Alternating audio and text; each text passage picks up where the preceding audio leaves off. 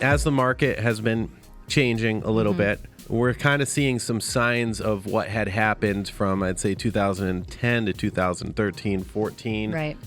There's a lot of people that bought their homes. They don't have equity, or they're in a financial hardship. Sometimes they're, depending on which market they're in, they can squeak away clean without losing money. Absolutely.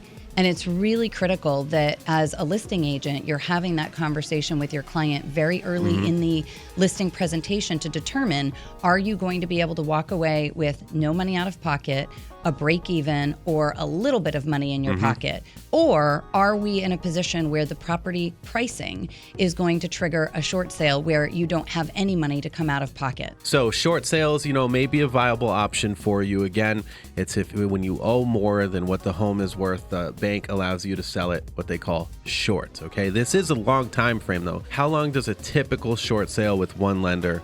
I would say the average short sale from the date we get an offer and the seller provides us with all the documentation to submit, because that's a huge cooperation question. Yep. Are the sellers furnishing us with the documents? But from the date we submit everything to the lien holder to the date of a closing, on average, is probably about 90 days. What are they paying for out of all of that? So generally speaking, the sellers will pay nothing as far as the attorney's fees, the commissions, or the shortfall.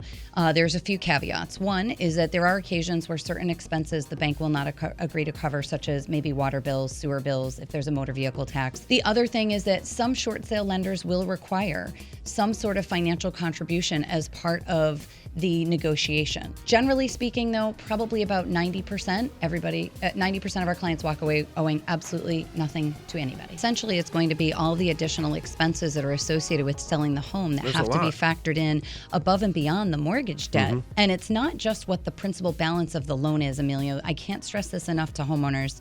When you're looking at your mortgage statement, if you're just looking at the principal balance, that's not the full payoff. No.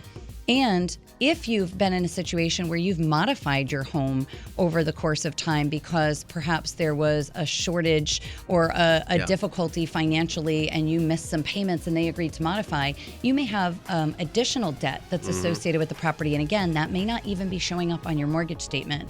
You have to get a mortgage payoff when you're contemplating a sale. And it really is a function of circumstance. You can't just be at the same job, making the same money, saying, I just don't really love this house. I want to get out and I can afford it, but I'm just not going to live here anymore and I want to do a short sale. Because as you know, from the days in which we did a lot more short sale work, you really have to be able to demonstrate to the bank that there is a financial hardship and a need. So that's showing them tax returns, bank statements, pay stubs, demonstrating that you're not in a position where long-term you're going to have the financial viability. And one thing that we're seeing a lot of right now, Emilio, is homeowners that are in a position of kind of financial dire straits, and they're not telling anybody. Yeah. So then by the time the agent gets to them and lists the house for sale, they're facing foreclosure notices. And at that point, frankly, there's not much we can do. If you're already at a point of foreclosure notice, the banks are really buckling down. They're requiring that we give them a particular amount of notice and lead time for them to consider a short sale. Whereas if it's already in foreclosure and you're, inside 60 days of a foreclosure sale date, we may not be able to help you. And I hate to turn people away, but I need to be realistic in setting those expectations.